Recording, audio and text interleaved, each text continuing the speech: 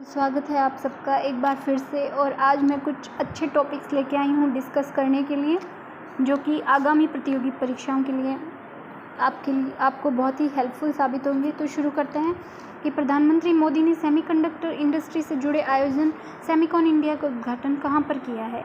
इसका उत्तर होगा ग्रेटर नोएडा में। अब भारत सरकार 50% सेमीकंडक्टर मैन्युफैक्चरिंग को बढ़ाने में दे रही है। इसके अलावा टाटा समूह धोलेरा में, ताइवान कंपनी और अदानी समूह जो है वो इजरायली कंपनी के साथ महाराष्ट्र में चिप प्लांट लगा रहा है। सेमीकंडक्टर इंडस्ट्री का आयोजन इस प्रकार से करने वाला भारत 8वां देश बन गया है। आगे हम बात करते हैं भारतीय रक्षा विमानन प्रदर्शनी नंबर 2 का। इसका आयोजन कहाँ हो रहा है, तो इसका आयोजन तरंग शक्ति कार्यक्रम के तहत जोधपुर एयरबेस पर किया जा रहा है।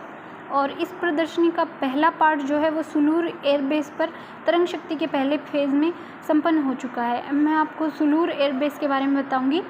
सुलूर एयरबेस जो है वो हिंडन एएफएस के बाद दूसरा सबसे बड़ा हवाई अड्डा है। और सुलूर एयरबेस एक ऐसा हवाई अड्डा या फिर एयरबेस है जहां पर परिवहन और युद्ध विमानन दोनों ही प्रकार के कार्य होते हैं, यानी कि वहाँ पे एयरफोर्स भी काम करती है और नागरिकों के लिए भी परिवहन की सुविधाएं वहाँ पर उपलब्ध हैं। और ये तमिलनाडु में स्थित है, कोयम्बटूर के पास। अगला प्रश्न है, चौथी इंटरकॉन्टिनेंटल कप फुटबॉल चैंपियनशिप किसने जीती। इसका उत्तर है सीरिया ने जीती थी।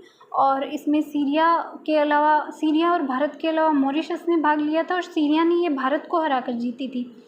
और इसका आयोजन ऑल इंडिया फुटबॉल फेडरेशन द्वारा करवाया जाता है। और भारत इस प्रतियोगिता को पहले 2 बार जीत चुका है। आगे हम बात करेंगे मालपे और मुल्की के बारे में, कि मालपे और मुल्की क्या है। तो भारत ने कोच्चि में माहे श्रेणी के पनडुब्बी रोधी युद्धपोत, पनडुब्बी रोधी यानी कि जो पनडुब्बियों को दुश्मन के पनडुब्बियों को ढूंढकर उनको नष्ट करने में सक्षम हो, इनको कहेंगे हम पनडुब्बी रोधी युद्धपोत। इनका नाम है मालपे और मुल्की, और ये माहे श्रेणी के हैं।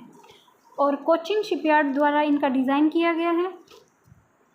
आगे हम बात करेंगे एशिया के पहले एशियाई किंग गिद्ध संरक्षण केंद्र के बारे में। और एशिया का पहला एशियाई किंग गिद्ध संरक्षण जो है उत्तर प्रदेश के महाराजगंज में लुप्तप्राय एशियाई गिद्ध के लिए जटायु संरक्षण और प्रजनन केंद्र स्थापित किया गया है।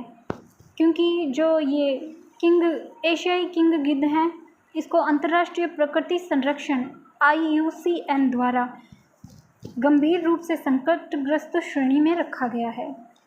और अगला और आखिरी हमारा प्रश्न है वर्ल्ड सर्फिंग लीग को लेकर, कि वर्ल्ड सर्फिंग लीग इस वर्ष किसने जीता है। तो ये 18 साल की सीड कैथलीन नाम की खिलाड़ी ने जीता है, जो कि अमेरिका से बिलोंग करती है। और सीड कैथलीन मात्र 18 वर्ष की आयु में इस चैम्पियनशिप को जीतने वाली सबसे युवा खिलाड़ी बन गई है। नमस्कार दोस्तों।